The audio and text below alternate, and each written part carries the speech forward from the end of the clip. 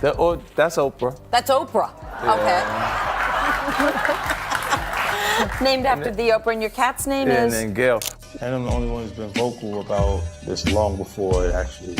But I also didn't participate. I also didn't go to those parties. Yeah. 7 months ago, we made sure, I already knew, that Diddy and Oprah is about to get arrested. How about hashtag we all knew? Taraji P. Henson's dispute with Oprah Winfrey quickly became one of Hollywood's biggest talking points. Rumors began circulating online that 50 Cent stepped in to support Taraji after she allegedly faced backlash from Oprah.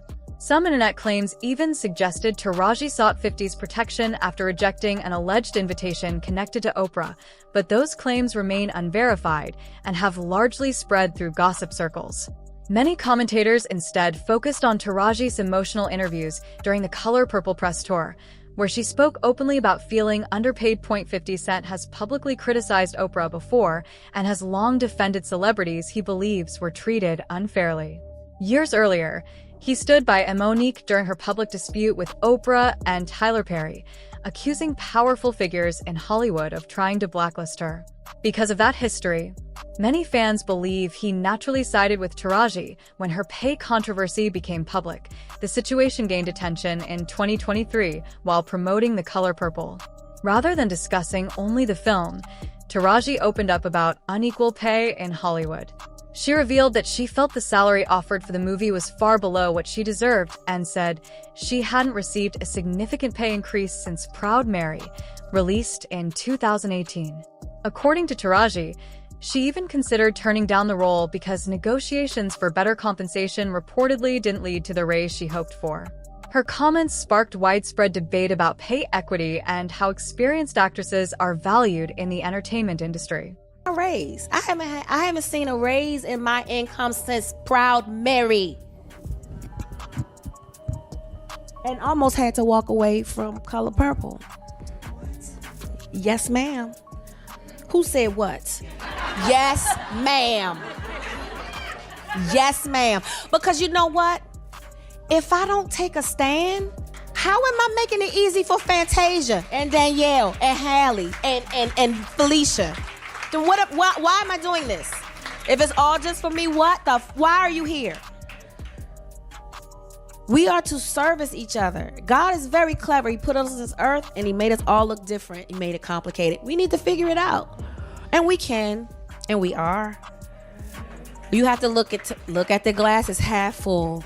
It's always half full. During a later interview with Gail King, Taraji P. Henson revealed that her recent struggles had made her consider leaving acting. She spoke openly about the emotional impact of the experience. Some online critics argued that Gail challenged Taraji's comments instead of fully supporting her, suggesting her close friendship with Oprah influenced the conversation. The interview quickly sparked mixed reactions across social media. And I heard on the street, Taraji, you had the audacity to say you're thinking about stopping acting. They said, stop talking. Are you thinking about it?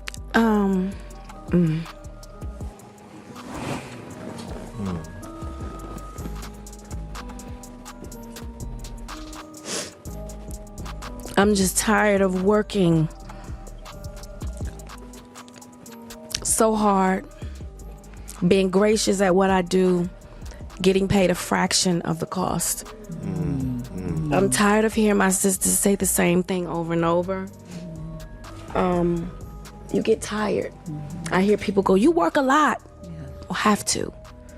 The math ain't mathin'. Hearing that my entire career, 20 plus years in the game, and I hear the same thing, and I see what you do for another production, and when it's time for us to go to bed, you don't have any money.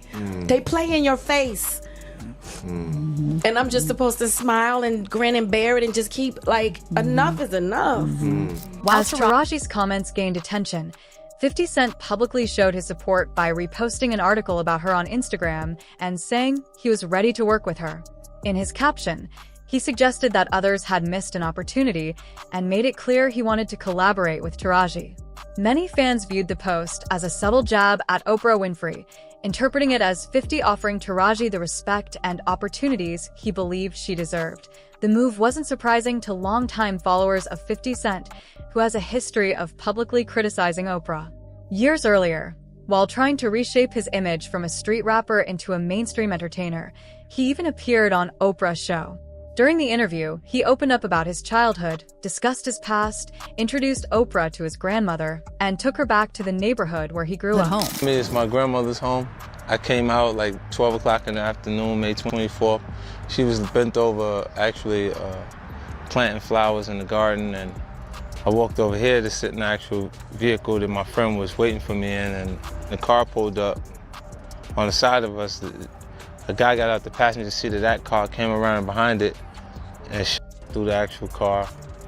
What does it feel like to be is it a physical feeling? Yeah, it doesn't hurt as much as people imagine it hurts because of your adrenaline and how the shock of what's actually going on. It hurts after. Did you feel the first one or the ninth one? I don't even know. I didn't know my legs were broke.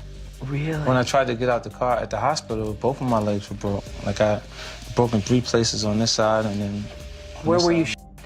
And my hands, my legs several times, like 5 times in my hands, and then in my legs, and then in my face. Yeah, so when going through that experience, when you get hurt that bad, either your fear consumes you or you become a bit insensitive. So just after... Which one was it for you? There was a point that I was afraid. Afraid? Yeah, following that, actually being it was like I was afraid because everybody involved in the situation was still physically available to do again. Part 2. Yes. Yeah, to just do it again. And then it was like, I got tired of, in the recovery process, I got tired of being afraid. And then the only way that I could, like, to cover those emotions were to be a little more aggressive. And insensitive. Yeah, and to be angry about the situation opposed to dealing with how I was actually feeling at that point. And how were you actually feeling? The physical part hurt, and there was confusion because you hurt afterwards. You don't hurt for the immediate. Yeah, after you know you're gonna be fine, it really starts hurting. You know what I mean? Like the doctor telling you you're good, then it's just really bones aching. You feel like you got a headache in your hip, your body, and then it's like, I know I'm gonna be fine, but it hurts so bad. Did you ever find out who did it? Yeah, I knew who did it shortly after. Yeah. Yeah. And they are now where? Oh, the guy who actually was dead. And the guy paid him and got life in jail. Got life in jail. Favorite meal for him? When he was growing up, its favorite food was pork and beans and Franks. Really? You still like them? Yeah. It was the fastest. Although the interview helped improve 50 Cent's public image, it also meant a lot personally because he wanted his grandmother, who admired Oprah Winfrey, to finally meet her. While the interview eventually took place, 50 later claimed the relationship was never smooth behind the scenes, alleging that Oprah had initially shown little interest in interviewing him. Over time, he became increasingly vocal about his frustrations, accusing Oprah of being overly critical of hip-hop culture and believing she favored a different audience. According to 50, he felt he would never receive the same level of support or recognition from her that other entertainers did. Rather than staying quiet, he embraced the public rivalry, saying that if they couldn't be friends, they could at least be opponents. Staying true to his playful yet provocative style, he even joked about the feud by naming one of his dogs after Oprah and one of his cats after her longtime friend, Gail King, further fueling headlines and fan reactions. That's Oprah. That's Oprah. Okay. Named after the Oprah, and your cat's name is? And then Gail. Around that same period, Ludacris also publicly criticized Oprah Winfrey over his appearance on her show while promoting the film Crash. According to Ludacris, the interview focused less on the movie and more on questions about his rap lyrics, including his use of the N-word. He later claimed that parts of his answers were edited out, making it seem as though he hadn't fully explained his perspective. Although he remained calm and professional during the interview itself, Ludacris later addressed the experience in other interviews, openly expressing his disappointment and criticizing how the conversation had been handled. Drag her tail. Made about, I was there for Crash, for the movie. Yeah. And basically she said something about not agreeing with my music, but she thought I did great in the movie. And of course I was up there with the whole cast of Crash. And so I didn't necessarily feel like that needed to be said. You know, you didn't agree with my music. And even if you don't agree with certain songs I made, say you don't agree with certain songs, don't say you just don't agree with all of my music. Right. She was able to say what she said, and then I had my rebuttal. And when I saw the final show, her comments were in there. Right, was in there, but yours wasn't in there. And mine weren't in there, so it just looked like I kind of took it. Wow. Like, was just quiet and didn't Are you say this nothing. man? Another celebrity whose interview with Oprah Winfrey sparked discussion was Dave Chappelle. After walking away from his reported $50 million deal with Comedy Central and traveling to Africa, Dave appeared on Oprah's show to explain his decision. He said he stepped away because there were aspects of the deal that made him uncomfortable. During the interview, some viewers felt Oprah repeatedly questioned his state of mind and pushed the conversation toward his mental health, while Dave continued insisting that his decision was based on personal principles rather than mental illness. Increasingly paranoid. Would you say you were paranoid? Sure. First of all, what is a black man without his paranoia intact? You might win $100 in a poker game and be on the subway. You're gonna look over your shoulder. They just said in everything I had $50 million. That's like making me a marked man. So did you go to a psychiatric hospital? In South Africa? Yeah. Who? I'm insane. They were trying to get me to take psychotic medication. Yeah.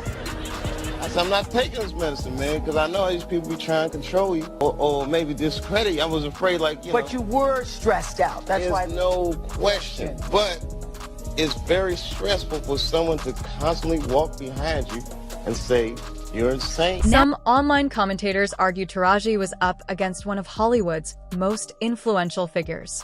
They also pointed to Monique's past claims that Oprah and Tyler Perry tried to blacklist her, though those allegations remain disputed. What is that black dick connected to? That black man? So no, I was not blackballed. I was whiteballed. By some black who had no balls. Thank you, Mr. Lee Daniels. Thank you, Mr. Tyler Perry. Thank you, Miss Oprah Winfrey. No, baby, I wasn't blackballed. I was by some who had no balls. And see, I know they like to say, Monique, you talk too much. It would me not to say the real shit. It would me not to say the real shit. You are not paying me equally. You are not treating me fairly. So y'all can suck my if I had one. While Monique was publicly speaking out about her treatment in Hollywood, many people dismissed her allegations. One of the few high-profile celebrities who openly supported her was 50 Cent. He shared a photo of Monique on Instagram, praised her talent, and encouraged fans to help bring her back into the spotlight. After watching one of her stand-up performances, 50 said she was incredible and deserved far more recognition than she had been receiving. He later doubled down with another post, calling on Oprah Winfrey and Tyler Perry to apologize to Monique and arguing that her career had been unfairly damaged for years. He also promised that he would help restore her career through his own projects. 50 eventually followed through on that promise by casting Monique in Season 2 of BMF. Her performance received praise from many viewers, and fans pointed to it as proof that she still had the talent to command major roles. Supporters credited 50 for giving her another opportunity at a time when many believed Hollywood had overlooked her. When it comes to Taraji P. Henson, however, the reasons behind her reported tension with Oprah remain unclear. Taraji publicly discussed feeling underpaid during the Color Purple press tour, but beyond that, countless rumors and theories have circulated online attempting to explain what may have happened behind the scenes. Some internet users have even pushed sensational claims involving Oprah and Gail King, but none of those allegations have been verified by credible evidence. As a result, they remain speculation and should not be treated as established fact. Despite the uncertainty, the controversy generated intense debate across social media. Many fans sympathized with Taraji, saying it would be heartbreaking to spend years admiring someone only to feel disappointed after finally working alongside them. Others argued that the backlash surrounding Oprah was driven more by public perception than by anything 50 Cent had said. Some even claimed that Oprah's reputation was being affected by the ongoing conversations rather than by outside criticism. To this day, opinions remain divided. Some people believe Taraji simply spoke out about a larger issue of pay inequality in Hollywood, while others think there is more to the story behind the scenes. Without confirmed evidence, however, Much of the discussion remains based on speculation, leaving fans to continue debating what really happened.